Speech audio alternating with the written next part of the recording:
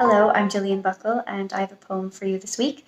I chose Hurricane by Mary Oliver.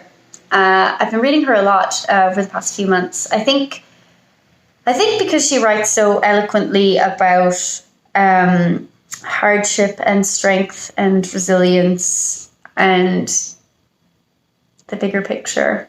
And I've taken a lot of comfort from that. So I hope you do too. So this is Hurricane. It didn't behave like anything you had ever imagined. The wind tore at the trees. The rain fell for days, slant and hard, the back of the hand to everything. I watched the trees bow and their leaves fall and crawl back into the earth, as though that was that. This was one hurricane I lived through. The other one was of a different sort and lasted longer. Then I felt my own leaves giving up and falling, the back of the hand to everything. But listen now to what happened to the actual trees.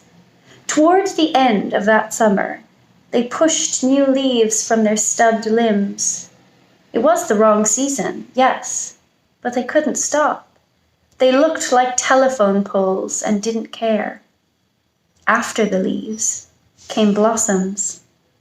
For some things, there are no wrong seasons, which is what I dream for me.